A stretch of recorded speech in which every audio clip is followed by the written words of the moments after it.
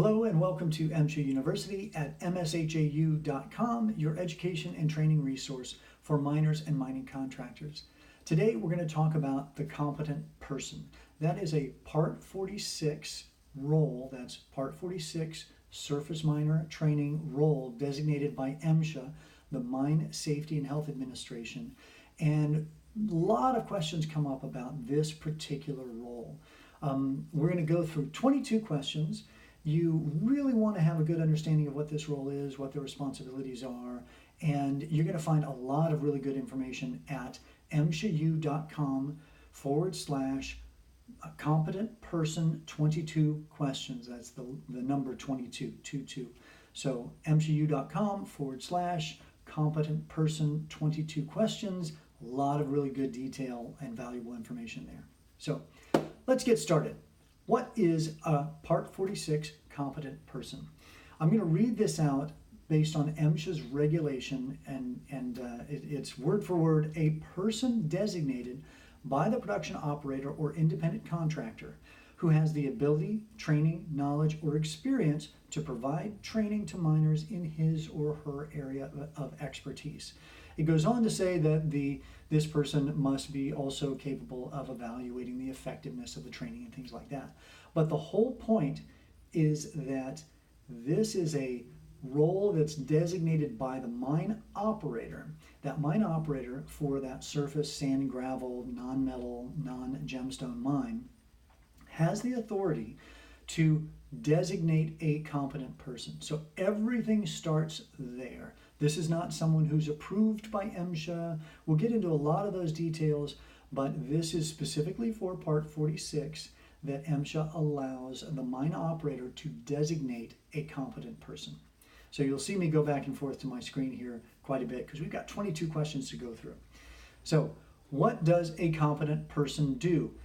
Essentially, the competent person trains the miners or mining contractors. That's their main role. They're designated competent on a subject to train, and they train that person or team. They will use a series, potential kind of toolbox of what MSHA refers to as training methods, and I'll go through those right now. Classroom instruction, instruction at the mine, interactive computer-based instruction or other innovative or training technologies, and any other combination of training methods. And it's important to draw the distinction between the competent person and the training method. We'll talk a little bit more about that in a moment, but people confuse, for example, interactive online training with suddenly that's the competent person, or the provider of that training is the competent person. That's not the case. We'll go through in that in a little bit more detail. Number 3, can a new miner be a competent person? Well, of course, as long as, once again, they are designated by the mine operator.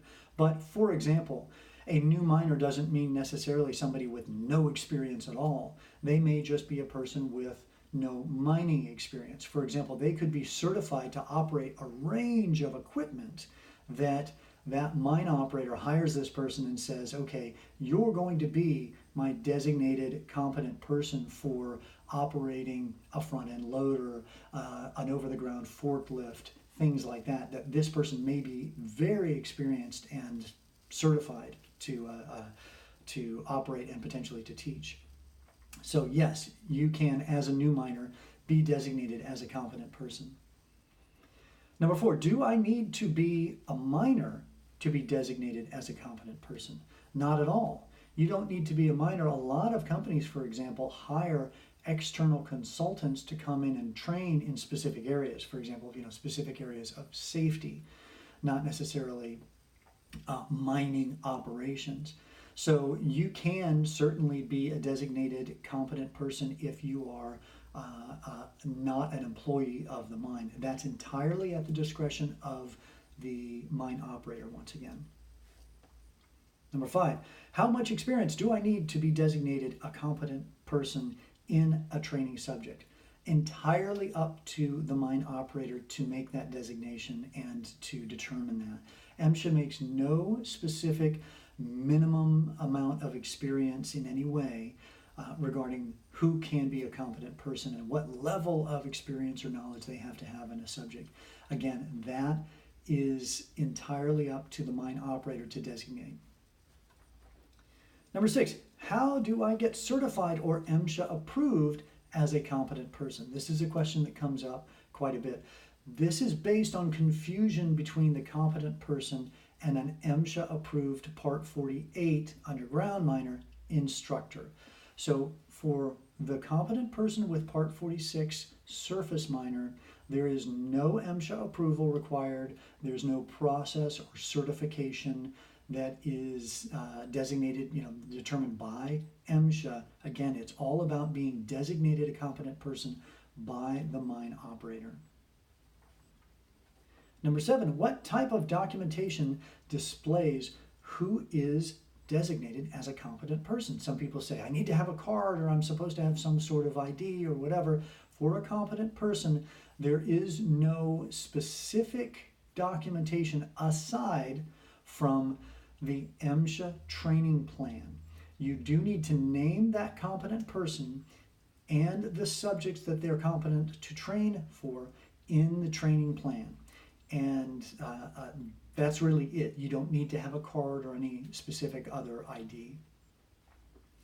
Number 8, does every trainer we use have to be listed as a competent person? Yes. If you are training for Part 46, you're a mine operator or a mining contractor, you need to have a training plan, and whomever you use for that training needs to be designated as a competent person and listed in the training plan. Now for Part 46, that competent person also needs to be listed in the record of training for the subjects that you offered and that you're giving an individual credit for on that record of training. So for Part 46, both training plan and the training record need to display the competent person that has been designated for those subjects. Number 9, can a training company be listed as a competent person? This has come up a number of times, and there's some confusing verbiage in the Part 46 regulations. But MSHA does not want to see a training company name listed as the competent person.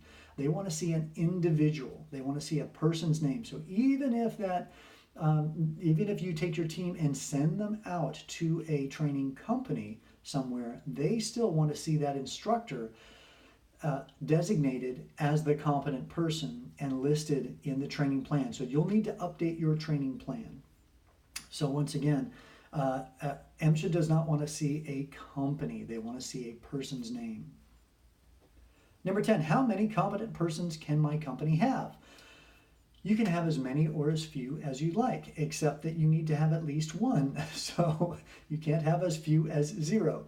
You need to have at least one, and you can have as many as you want. A lot of companies, a lot of mine operators, very large organizations, they may have a number of competent persons, but they need to all be listed in the training plan with their associated subjects that they're competent to train on. 11, can my company have only one competent person for all required training subjects?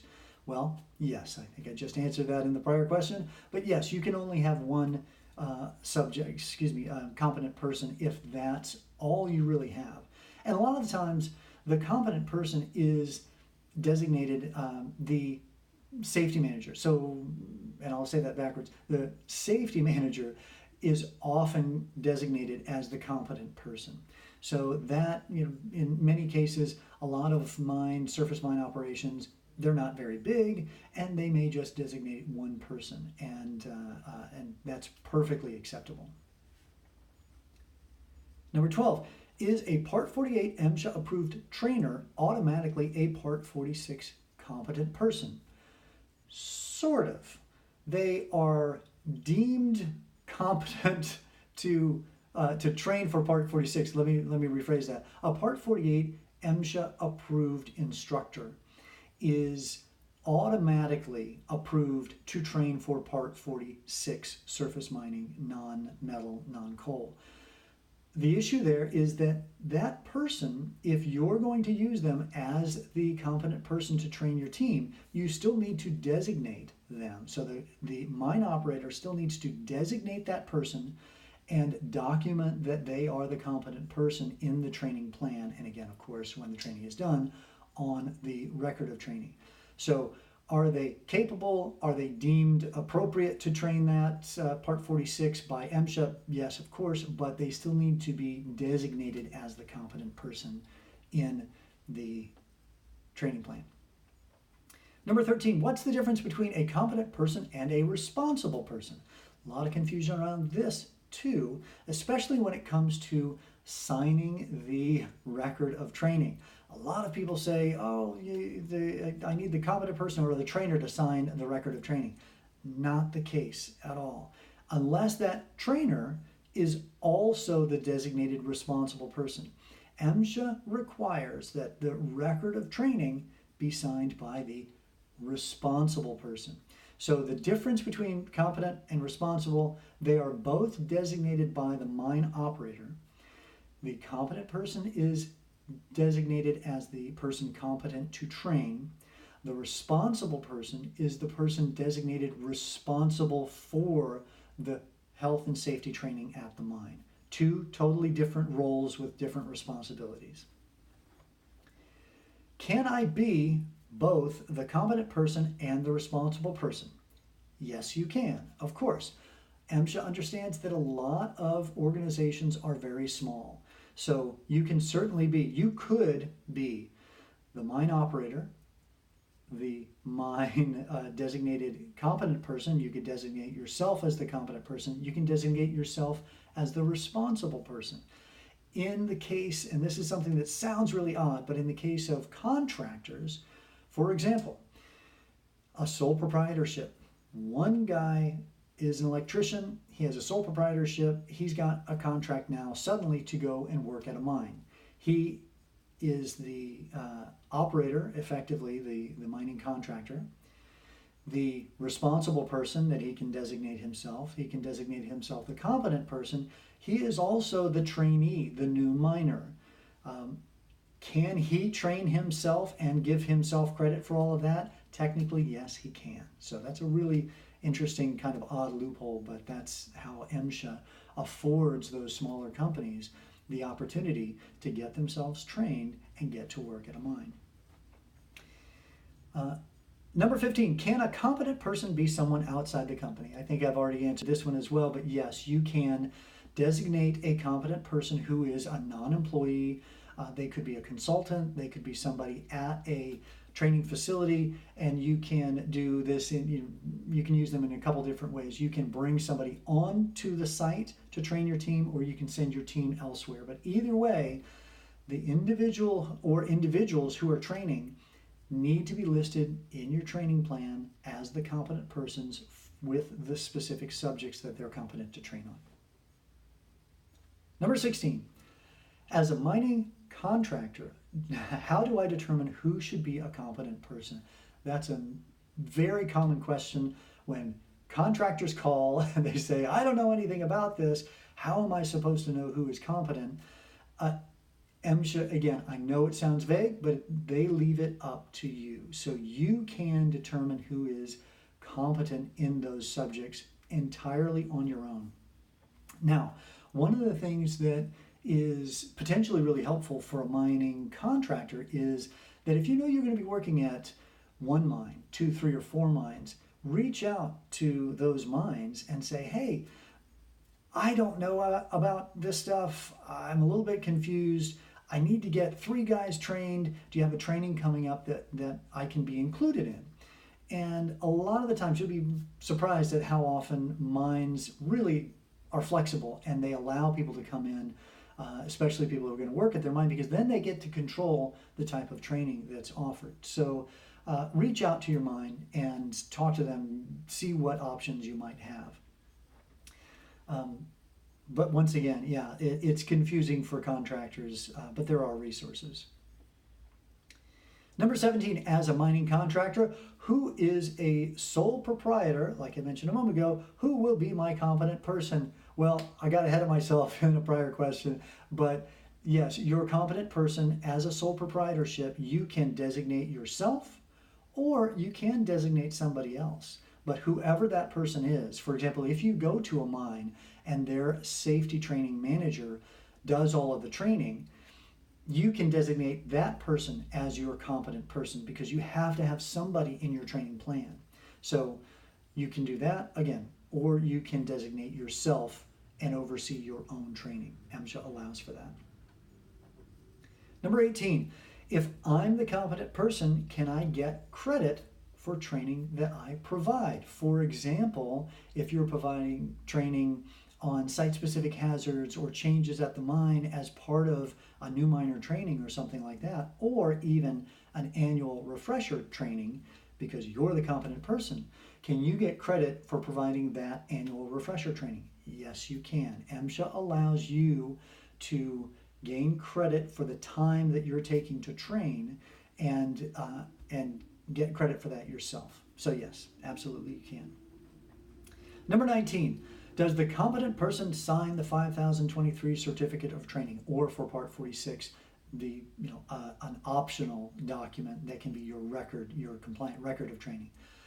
So does the competent person sign? No, not necessarily. For part 46, they need to be named on the record of training, but the person who signs and certifies that training is the responsible person, like I mentioned a little while ago. That is the person responsible for health and safety training at the mine, not the person who has provided the training. This is something that I get really concerned about when I hear companies send their team out to a training facility, the trainer signs off on the training on the 5023, and that to me is not how the regulations state that record of training and that certificate needs to be documented. It needs to be certified by the responsible person. So no, the competent person doesn't sign that. But again, for part 46, if you're creating your own compliant document, MSHA says that competent person needs to be named on the document, but not necessarily sign it. Who is the competent person if my team takes online training? So many questions about this, so confusing. It's very common for a company to have their team take some online training and then call the online training company and say, hey, where's my record of training that you guys signed? The online training company does not sign that for part 46. The online training, regardless of who it's provided by, is considered a method of training by MSHA. So MSHA considers that a method that does not take the place of the competent person. The competent person doesn't change at all. If you've designated a competent person in your training plan, then that competent person needs to remain available during training to answer questions, even if your team is taking the training online. So that is a really important distinction to make. Your responsible person will need to verify that the training was taken and then sign the records of training. Number 21, getting so close. Does the competent person have to conduct all the training in person? No, like I was just talking about a moment ago. You have a range of methods of training that you have at your disposal. You do need to list all of the proposed methods of training in your training plan, but you can use any of them. So yes, you can use online training as long as that competent person is remaining available during the online training. They don't have to do everything in person, no. Number 22, who signs the 5023 if my team takes online training? Once again, I got ahead of myself, but lots of questions to answer here, and some of them are very related to each other. But once again, when your team takes an online training, who signs? It's still the responsible person on your side. Your company's responsible person. So MSHA does that so that your organization can fully control how your team is trained. And when you record and certify that the training has been completed, that's something that your team does, that your responsible person does. Okay? So those are our 22 really important, very critical questions that come up about the competent person for Part 46 Surface Miner Training.